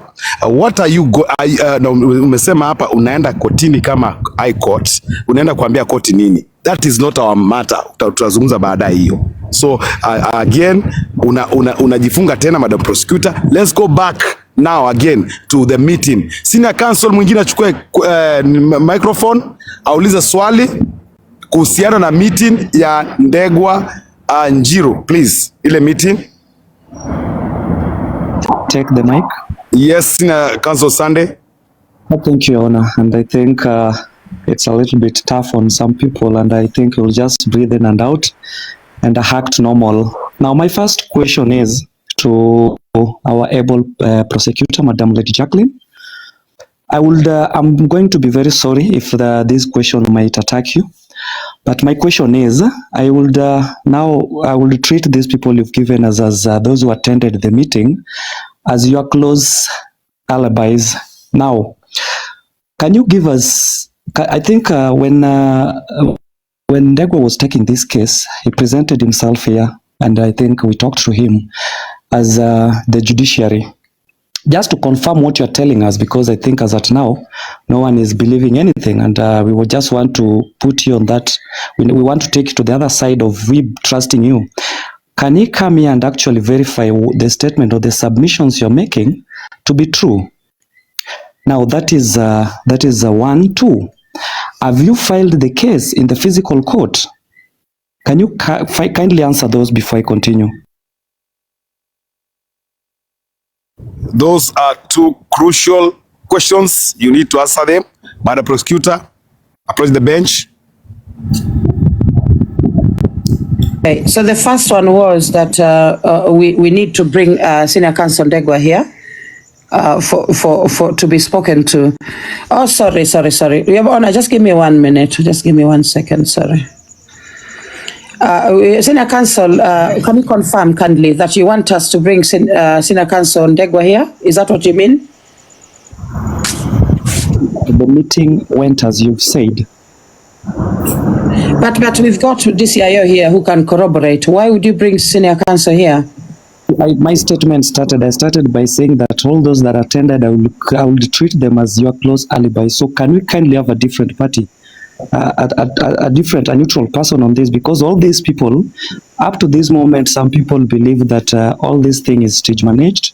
So that's why I'm calling these people, because it's what all do you about mean? Which people will believe that it is stage managed? Which people? Senior? Order. I think you are getting this question. You are an educator. Madam Prosecutor, give me a second. I explain to you. You are an educator. You are supposed to get this question as kama nyama ya kuchoma, yani kama maini. Anauliza hivi. Sina Counsel sana anauliza hivi. Since now ulienda na watu kule kwa meeting ya Ndegwa Njiru na ulikuwa na DCIO na victims. Alibis are mentioned friends. Unaelewa? Now, can we get Ndegwa Njiru akuje hapa the way tulimuita, akuje seme yes, this is what was submitted kwa meeting ABCD? That's just a simple question, Madam Prosecutor. Answer that. Okay, so I'll answer that, and I'll be polite. And again, some people will think it's rude, but I'm a truth teller. Senior Counsel Sunday, I will not bring Counsel Ndegwa Njiru to this platform at 9:30 p.m. in the night. I will not do that. Not say now. Not say now. He said as a matter of clarification. The next time we speak with him will be during the signing. We will do the signing. We live in Nairobi, so you come along to the signing, which should happen around Thursday. Witness it yourself. Listen to him. Ask him questions. I hope that's clear. I will not bring him here, I'm afraid. Thank you. Again, that's where we go wrong. The answer should have been, if Wakili Ndegwa Njiru is free to attend any court sessions hapa, then you have no obligation ama kutu rule out kwamba utamleta hapa. It's not you who brought Ndegwa here. People voted wakakwambia Ndegwa is good. Kunaleta Donald Omari kukaitwa nani, and people went with that. So the Your same Honor, caliber, kidogo tu mami. It was actually after a long conversation. Yes, yeah. Well, So yeah, as well. Please, I give you credit on that. Yeah, So yes, you. tukamverify, tukamleta pale. So again, the same procedures you used can also be used. Akuja tueleze na tupatie pia mwelekeo kama watu wa judiciary. So there's nothing wrong with the Sunday's question. Second question, Ndegwa, Sunday, senior counsel Sunday. After meeting our senior counsel, Ndegwa, did you file the motion? Did you file the case in the physical court? All right. So I don't think that is something for us to do. I think that is something that he left with. He spoke with the victim from Nakuru. That is something he left with the victim in Nakuru. Okay. So he was actually directing him on what to do. Yeah, they had a conversation. So the case will be filed in Nakuru. I think so. I don't know that it's already filed, but it's in Nakuru, Sunday, Senior Counsel. Yeah. Okay, thank you very much. Thank you very much, Madam Prosecutor. Thank you very much, Madam Prosecutor. Thank you very much, Madam Prosecutor. Another sign of incompetence, because by now you should have known that the case has been filed since you met the lawyer, Wakili Ndegwa Njiru. Another sign of incompetence, both from your office and DCIO. That is a very simple thing, and you should know. You should say, yes, it is on the process. You should not supposed to say, I don't know. Sorry. Next question, guys, from another senior counsel, please. I'm not done, Your Honor. I'm not done, Your Honor. Yeah, we said 2 questions, please. But I'll allow you to go with the third one, please, because we don't have time. I have so many questions. Yeah, I think 3 only. Thank you. There's a question of TV, of radio thing here. Now, my question is, because I think our victims are being taken to that radio station, is the interview, because I know it's going to touch on the case, and this is a case that is on process. This is a case that is awaiting investigation. So what is the relevance if we haven't made any progress on this case? Why would we take the victims why would we expose them there, yet we've not done any progress? We don't know whether it's just mere allegations or something concrete. Why would we go to the radio? Thank you. Okay. Counsel Sunday, that is a very good question. Madam Prosecutor, approach the bench. Thank you. Okay. So so there's a way in which I do tackle interviews, whether it is TV or radio or newspaper or whatever. Now the press has to first of all contact the person. If at all I'm going with someone, it has to involve the person first. So in this case, the press did first of all have a talk with the victim. It's only one victim going. And then the victim requested that that I accept to go, and then I said, yes, I will go with him. You understand? So it was not entirely. It was, I cannot say it was not initiated by me, but there is elements of it that was fully controlled by the victim themselves. So it had nothing to do with me. So it's not myself dragging a victim to a radio interview. Okay, I don't need to drag anyone to a radio interview. If I'm going to a radio, I'll go by myself. Okay, but this victim chose to talk to the reporter by himself, and then he chose to go because there is some element, some publicity that he wants to put on this case. In fact, he'll be doing more publicity on this case. It will not only be the radio, he'll be doing other media houses. Thank you. If you allow me to I think we are losing time because I know you have a lot of questions. So, but what I took from there is that our prosecutor is going there as a mtu wa kusindikisha yule victim. So I want her to withdraw the statement that she said she's going to represent the court on this radio jambo, not unless she wants it or by herself. I didn't get that clear. Now you've changed everything. But the prosecutor, go ahead and tell us why would you are going to represent the High Court there. You are going to be a witness to that radio station. Thank you very much, because we've not given you a mandate to go and talk these things since the cases are under investigations and all that. If you can elaborate on that. Thank you. All right. So I think at this point, I will withdraw that, and I will say that I'm going as Lady J. Is that better, Your Honor? Much. Thank you. Thank you. Thank you very much. So thank you. So I will go with senior counsel. Let me hear senior counsel. I can only see. Let's go with the Truth Watchdog, please. Your Honor. No, Sunday, your time is up. Thank you. Have time. We don't have time, bro. Truth Watchdog, please, concerning the meeting, please. Yes, Your Honor. Go ahead. Thank you so much, Your Honor. Madam Prosecutor, you said that you have attended this meeting with Wakili Ndegwa. Are there any pictures that any of you took? And Senior Counsel, let me check. Let me just check. Do you need proof, or is that what you're asking for? yes, if possible. Okay, all right. Let me check if I have anything. 1 minute. TWD, it is minutes of the meeting. You have the first warning, you have all the 3 warnings. I told you that when we are on the court proceedings, you can always say you want to keep in. You don't cross talk, especially when Raf Zidadi, the judge, the biggest judge in this world, is directing and doing the rulings. Kamutiti kaka kwa quite on there. Na kuna ukimaki nuna whenever ni ungiwende. Thank you.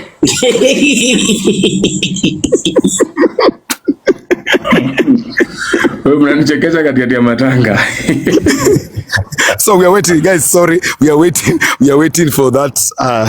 For that, guys. What?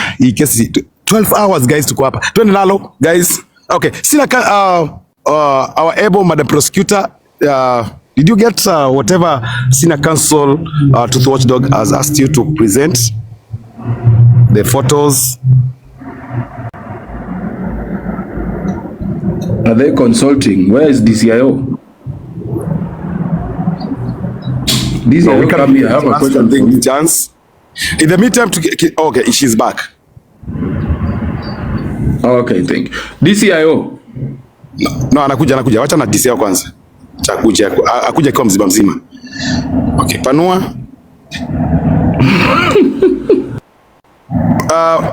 Madam Prosecutor, panua vizuri. Hii ni kwa live.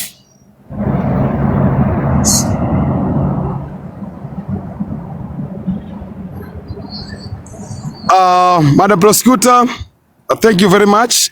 You are going to search someone's photos kwa Ndegwa. Let us leave that one. Go to the next question. Senior Counsel Truth Watchdog, please. Sorry, is that adequate? Senior Counsel Truth Watchdog, is that adequate for you? Yes, it is. You just went to someone's profile pictures and you did that. We want a physical. Kama zile picture kwa zinapigwa umesave. Yes, I have met me as a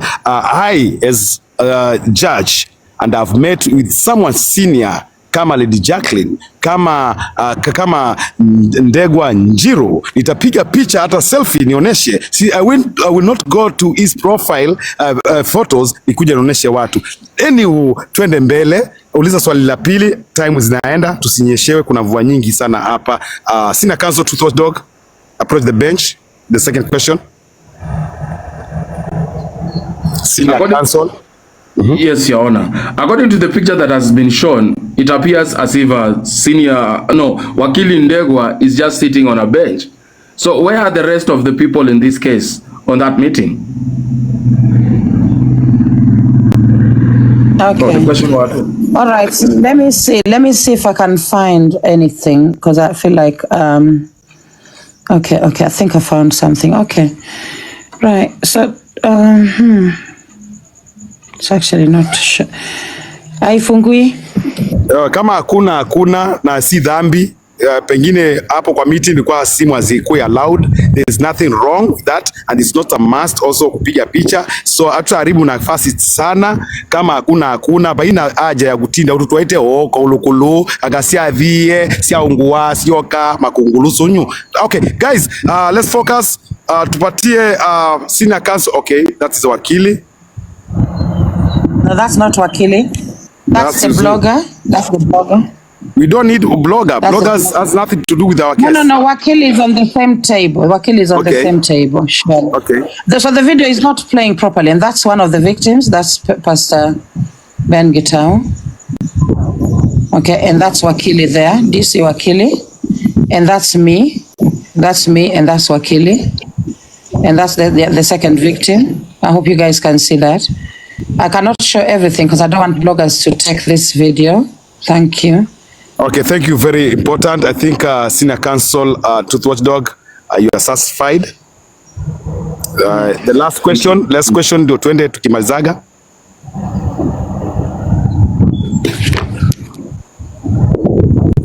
Senior Counsel, Truth Watchdog. There is a video there, and it is clear actually there was a kind of a meeting in a place of eating, but not the hospital. Or the hospital offers the meals. I don't know.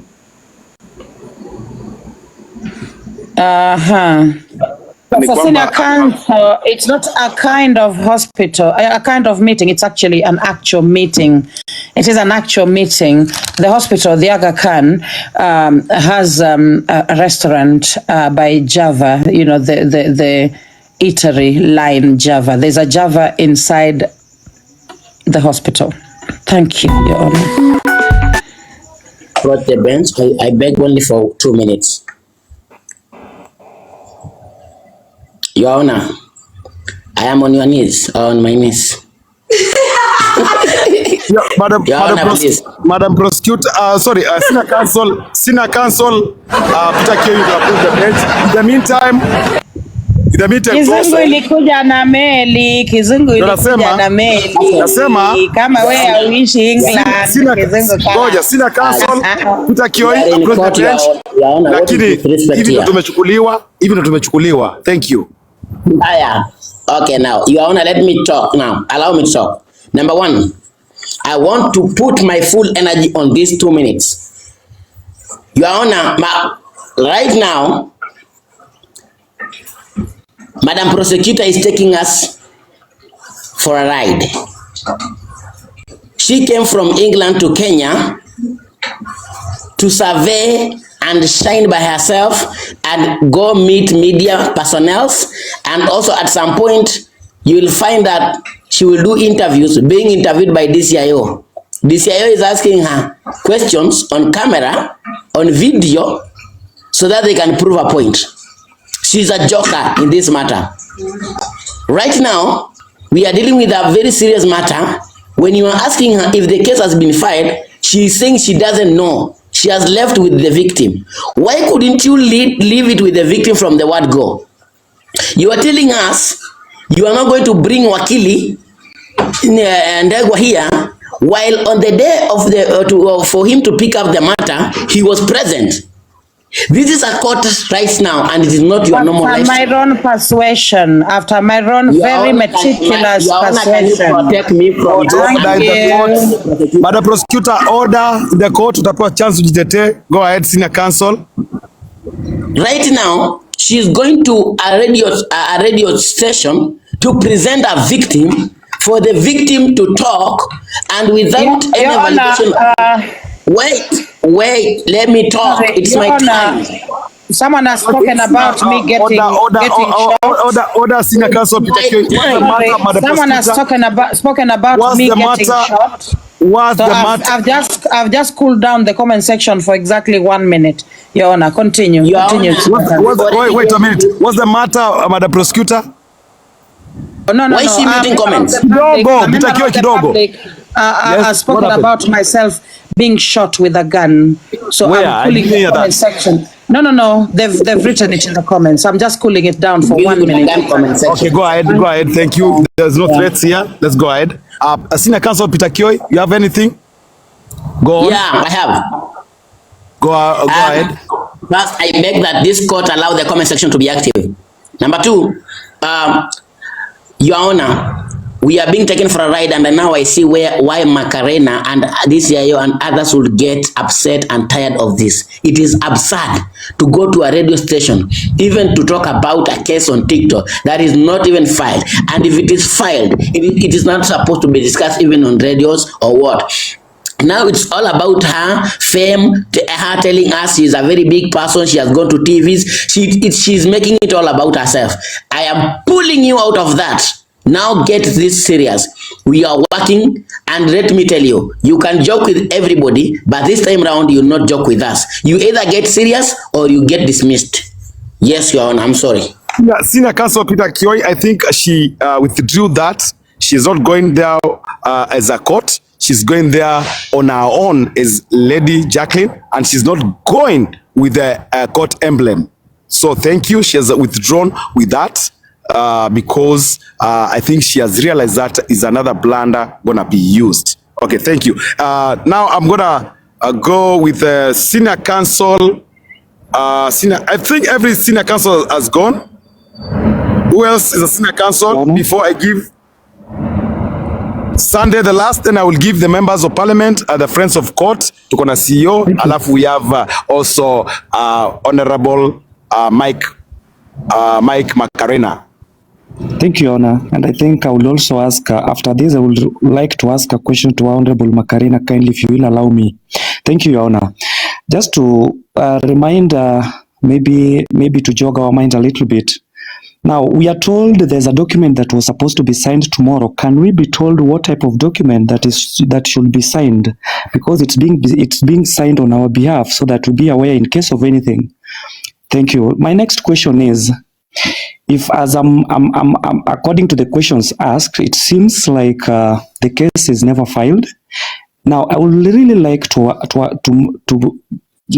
Madam Prosecutor to explain this, because there was a day she came on screen with the order of arrest. So under what jurisdiction did she get this if the case is not filed? Thank you, Your Honor. All right, so Wakili, thank you very much, Senior Counsel Sunday. So the first question is, you've had it. So go with the first question. The first question was, the first question. Thank you, Your Honor. And before that, I think it's 1 minute is gone. I request Madam Prosecutor to kindly let the comment section free so that they can hear their views. Yeah, I will. So sorry. Yes, I will do that. Yeah. Thank you. So sorry, I forgot. I just forgot about the comment section. Yeah, what did you say the first question was? My first question is, I think you've invited us, and I think you've called upon... the document signing on tomorrow. What about it? I think that's the question. Thank you. No, the document signing, I did inform the lawyer, Wakili Ndegwa, that I may be out of the city. So what we kind had of to documents are you forward. signing on behalf of the court? The contract, the agreement that he will represent the victims, Senior Counsel Sunday. I thought you are a lawyer.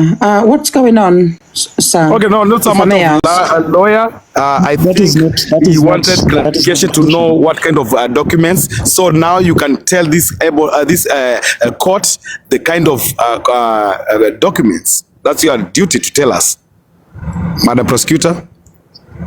All right, okay. So meanwhile, moderator, just put one person in the fridge. Occupy Radio Jambo. Put that one in the fridge for now. Kierehere atutaki hapa. Thank you. All right. So anyway, as I was saying, the document that we are signing is merely an agreement that he will indeed represent the gentleman. And then secondly, you asked about... Senior Counsel Sunday, remind me. I did not write it down. My second question was, if according to your statement or according to the questions asked that you are unable to answer, it seems like without any doubt, it seems like the case is not yet filed. Now, there's a day you came here. I think the order of arrest was given, or warrant of arrest was issued. So under what jurisdiction did you obtain this? Thank you. Obtain the warrant of arrest? Thank you. Okay, so again, I'm questioning where you got your law degree. I think everyone should just go to Harvard, I swear to God. But listen, this is a criminal case. The criminal case is mainly it's actually handled by the police themselves. This is a criminal case. The law, Senior Counsel, Honorable Macarena, do you want to, unataka kuongea? Yes, kesi hakuna kesi mtafaili hata na wakili wenu. Yule atafaili kesi ni IO, askari yule atashika yule msukiwa ndiye ataenda afaili kesi, na wakili wa pande wetu prosecutor atakuwa upande wetu. Hata wakili wenu Njiro atakuwa tu advice pale. Yule akishashikwa, prosecutor ndiye atakuwa upande wetu pale kotini. Wakili yule mnaenda kusaini na yeye ile agreement ni wa kutusaidia kwa sheria, ndio tusikosee sheria hapa na pale, baadhi hata kuwa na kazi pale. Yeah, kweli. And thank you very much, that is well answered. Number two, I think the prosecutor wacha malize. Wacha malize. Okay, tunafaa tusaidia saa nyingine madam prosecutor, kwa sababu kuna bahali tunamuweka kwa kona pahali ana makosa na tunafaa tuongee ukweli. Mimi ndio nililipa mbili ile yenye walikula hiyo siku pahali walikuwa kwa Java, na tulilipa tukiwa on air kwa hii court. Kwa hivyo saidiana, na mimi nikimalizia naomba madam DC aongezewe mtu mwingine mmoja, na yule naomba amwakapani ni Peter Kioi, kwa sababu anajua pahali yule mtu ako, na mimi nitawasupport na askari kutoka huko Nakuru. Asante. Asante sana. Thank you. Thank you so much.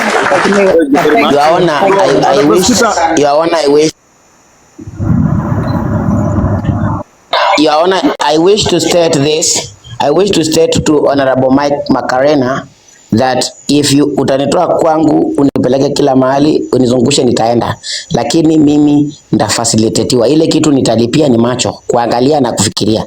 Tafadhali, nataka tukua mkweli.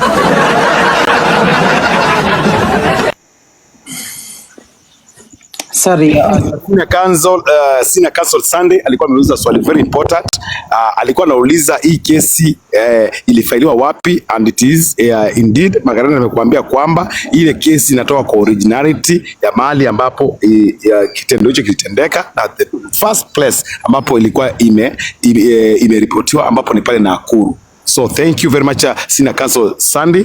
I think we are all done now.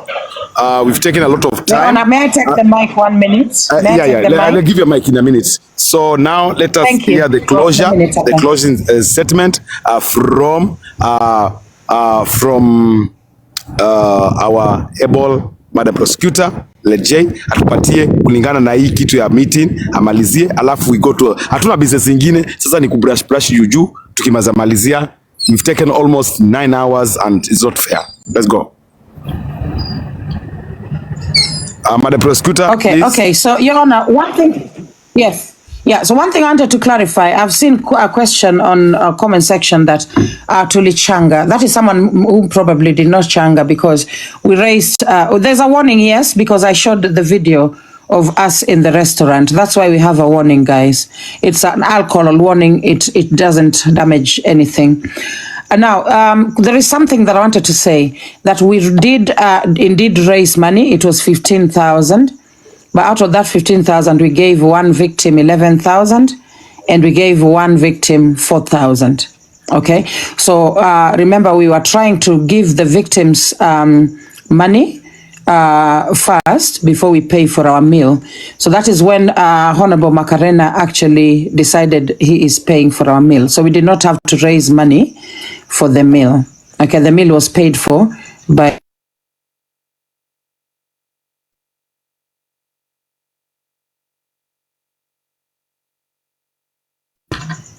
yeah.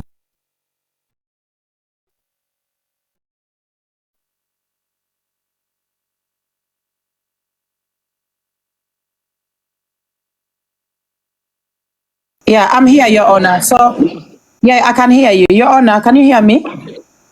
Yeah. Yeah, sorry, when someone calls the internet phone, the whatever goes off, the Wi-Fi goes off when someone calls the phone that I use as the internet. Okay, so no, you did not raise 10,000 for the food. That one is for the hotel. Hoteli huko ndio tuli raise 10k ya chakula. Ile ya samaki ya 1,600. Tafadhali kama ukujangi koti every day, wacha kuconfuse issues. Hakuna Kenya unatafuta hapo, hautapata. Hiyo kitu unatafuta kuna. Madam Prosecutor, concentrate, focus, tumalize haraka alafu tukuache na watu wako deal nao kwa comment section. Okay, sawa. So I'm done, Your Honor. I just wanted to clarify that, and then after that, I am done. I wanted to inform you, Your Honor, that we have a case from, I think, Pokot, coming to court tomorrow, involving a local chief. So I just wanted to let you know. But on this one, Your Honor, it is done. Thank you. Thank you very much, guys. Yeah, thank you very much, Madam Prosecutor. Yes, what's the matter, Senior Counsel Peter Kioi? We cannot say the matter here is over while we have not done anything. We need to know on from my you. part. No, my word. Alisema nipeane final. Alisema nipeane final submission. Okay, Alisema concerning the meeting. Final submission. Yeah. Niko on peane final submission. Mimi ndio alinipea yangu nimesema nimemaliza. Yeah. So kabla tulete kesi ingine, hakuna haja ya kushika kesi. Ni kama chakula kwa uende kwa buffet kuna shika chakula yote na ukuli. Hakuna haja ya kushika kesi moja tunaachilia. Honorable Mike Macarena, Raf Zidadi, our able judge, and our prosecutor should tell us today what is the way forward from on this matter, because we are not going to relent and keep quiet. Of today, I think we tackled a lot of things. Tumepewa information. The most important thing ni kupewa information ya hii kesi ina namna gani. We've seen clearly that as a court. Let me do the ruling now. I'm not even doing the ruling. I'm reading whatever has been said here. Ni kwamba we've seen that nothing has been happening. It's a big letdown from the investigation pale kwa DCIO ambaye ni Jacqueline. Kitu ya kwanza, she uses a lot of uongo na there's a lot of money used there, na hakuna kazi ambayo imeendelea kufikia hivi sasa, na mtakubaliana na mimi kwamba it's such a big letdown kwa this court. On the side of Office of Prosecution that is being led by the one by the name LJ, that Jacqueline, ni kwamba she's also not doing her job properly. She should have appointed 3 more people to assist the CIO to do such a task. Now yeye pia ataponea katika hapa tukuwe tunarusha ati DCIO peke yake ndio ako na makosa na ndio amezembea kwa kazi. Ofisi ya prosecution imelala kwa kazi zaidi, imetegemea watu kwa ground ambao wafanyi kazi, na kile kazi ambayo tuliweza kutuma kama mahakama kwenda Lady Jacqueline ama prosecutor, Madam Prosecutor aenda kaifanye, hajafanya hata yeye mwenyewe. Hakuna faili yoyote imeendelea pale. There's hakuna kitu ambacho kinaendelea hata akiwa hapo, because huyu jamaa alikuwa saizi akikuwa ashashikwa na kila kitu. What I will urge the Office of Prosecution ni kwamba tighten up your boots, pull up your socks. Hii kazi si rahisi, na kama ulikuwa umepewa na ukaichukua, jua kwamba is not a walk on the park, na kwamba Nairobi umemaliza siku kadhaa na hakuna progress yote umefanya. Saizi kwa Kisumu ungekuwa umepitia hapo Nakuru Central, is only 1 hour break. Ufanye nini? I understand ube drive ama pengine unajitetea umeenda na ndege, ni stop ujue hiyo police station imefanya namna gani. So I did carpooling. I did not drive. Okay, if you did carpooling, I do not have a car. Okay, if you did carpooling, then kuna kitu inaitwa stopover. You would have stopped in Nakuru only 1 hour, uende hapo Central Police Station, uulize kuna hii kesi ABCD. Ninaona kwamba umezembea kwa kazi na to you is not important, lakini kifika ni wakati wa press conferences, ukiona KTN iko mahali, wewe mwenyewe utakimbia ukiwa umehema kama nguruwe ambaye inataka kwenda kuchinjwa. I'm representing this. So hii ni kitu ambayo unafanya. Ukisikia kuna maandamano mahali ambayo hataki kukuhusu, umekimbia kwa church. Ukiitwa hapa kwa meeting unakimbia. Focus kwa ile kazi ambayo tumekutuma. mahakama imalize ndio tuanze kesi zingine. That is my verdict. What we need in this court ni utendaji wa kazi bila kuogopa, na kama ni hela una, simama imara, sema kwamba sina hela. Na ukipewa pesa za watu usiseme you have the final say ya kufanya ABCD. Still bado uko na makosa ambayo unafaa kurekebisha. Shilingi 20,000 za watu, make sure kwamba umealias na watu zipeanwe pale, ufute doa hilo tofauti, tenda kazi kama kazi, wacha mambo mengi, na tusikue tukisema kwamba you have done this and this without these people down hapa. Na chunga lugha yako sana sana wakati una interact na wao, si wakati unachambana. Jua kwamba we ni kiongozi na the position right now ambayo umeshikilia ni position very delicate. Mimi mwenyewe nikitoka hapa, wimbo taifa ikitoka hapa, utasikia nikienda kwa platform nyingine nikisema shukisha ng'ombe. Why? Shukisha kondoo, because saa hiyo siko kwa koti. Lakini the moment you make this thing with emblem, nitakuwa naambiwa huyu jaji alitumia koti kufanya ABCD. Let us learn from our mistakes. Let us allow criticisms. Let us allow us to be corrected. Let us walk in a path whereby we are not perfect, we are imperfect, and we can always straighten up our ways. Sawa sawa. So hiyo ndio kitu nitakwambia, na ukitoka hapo usione kwa kwamba hawa masina councils ambao wanaenda kwa platform zingine waki-call out wakati una drop ama una block ama unafanya nini. They hate you. Nobody hates you. Kila mtu anakutakia kitu kizuri. That's for me to decide, your honor. Kidogo tu, I'm still talking mama. So usione kwamba ati wanakuchukia, wanakufanya ABC. Of course, hatutasahau kwamba kuna watu ambao wanashindana na wewe, kazi yako ambayo unaifanya, ama hii court. Watafungua tukangarau court twao, court za village, they cannot match this court. But we have to show them that this court ni imara daima, is different from other courts. Let us watch what we talk, what retaliation. Don't be usikuwa umebebwa sana na comment section. Unaelewa? Inaweza kuwa hata ni mtu wako wa karibu sana na kuandikizo vitu, jaribu kutrigger. Don't concentrate on that so much. Now again, let's have amicable conversations. Tuache tukue na urafiki, tuelewane. Hakuna kitu ambacho uishi duniani kila siku. Kuna siku ya kung'ara, kuna seasons. There are season ya kupanda, kuna season ya kuvuna, kuna season ya kulia, kuna season ya kucheka, kuna season ya kuzaliwa na kuna season ya kufa, kuna season ya asubuhi na ya jioni. So utilize this chance. Let us all as a court utilize this chance to shine, tusishikwe na kiburi. Yangu ni hayo tu, and I beg to drop the mic. Wimbo wa taifa upigwe, twende tukalale. Masaa 8 ni mengi sana, tumetumia hapa almost 12 hours. Thank you, very important, and I love you all guys. That is your able judge Raf Zidadi Sema Napenda. You to withdraw statement. No way. You want to withdraw a statement that you made? I think you want to withdraw a statement you made, you yourself? Not that, Your Honor.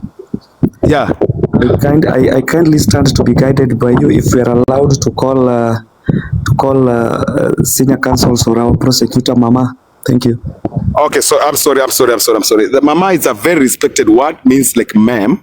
So I will not withdraw, because when I term that as a mama, means that she's a mom to me, and in a law you can also call senior counsel according to agenda ma'am or sir, and can call you baba. It's not nothing, so there's nothing to withdraw there. I'm sorry. So tumalizie hii kitu, tuende tukalale sasa, tutafute kukula. Si yakula kutoka asubuhi. Thank you. Mimi natetea judge. Sunday is insecure.